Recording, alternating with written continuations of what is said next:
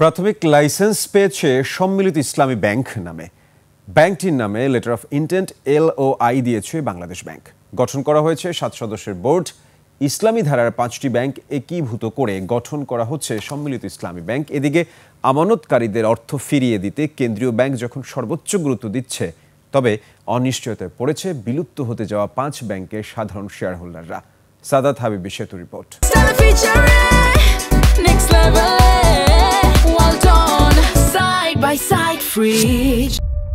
একীভূতকরণের অংশ হিসেবে গেল 5 নভেম্বর আর্থিকভাবে বিপর্যস্ত শরিয়াভিত্তিক 5 ব্যাংকের পরিচালনা পর্ষদ ভেঙে দেওয়া হয়। এই 5 ব্যাংক মিলে গঠন করা হচ্ছে সম্মিলিত ইসলামী ব্যাংক। নতুন এই ব্যাংকের নামে প্রাথমিক লাইসেন্স অনুমোদন করেছে বাংলাদেশ ব্যাংক।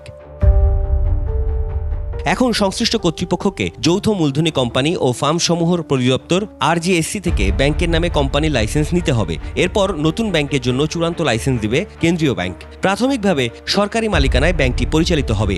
ওগুলোর পরে ওই কোম্পানিটাকে তারা ব্যাংক কোম্পানি হিসেবে আবার ব্যাংক কোম্পানি আইনের অধীনে তারা বাংলাদেশ ব্যাংকের কাছে আবেদন করবে। বাংলাদেশ ব্যাংক তার প্রতিটি বিষয়ে খুঁটিনাটি দেখে তাদেরকে লাইসেন্স প্রদান করবে।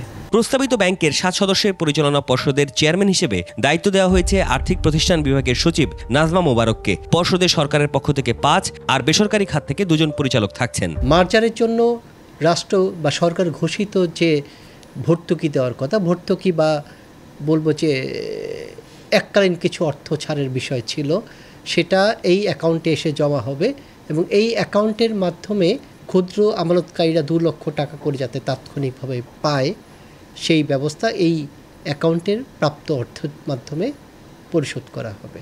এদিকে বিলুপ্ত হতে যাওয়া 5 ব্যাংকের শেয়ারে বিনিয়োগ করা ক্ষুদ্র বিনিয়োগকারীরা দাবি তুলেছেন ক্ষতিপূরণ বা নতুন ব্যাংকের শেয়ারের, নইলে একীভূতকরণের বিপক্ষে আন্দোলনের হুমকি দিয়েছেন তারা। তবে কেন্দ্রীয় ব্যাংক মনে করে এই সিদ্ধান্ত একান্তই সরকারের। যে আইনগতভাবে আমাদের পদক্ষেপে কোনো ভুল নেই, কিন্তু ন্যায়গতভাবে ভাবি যে না, ওই ইনভেস্টরদের হয়তোবা কোনো ক্ষতিপূরণ পাওয়া উচিত, সেটা সরকার পজিটিভলি আমলে নিবে বলে আমরা দৃঢ় বিশ্বাস।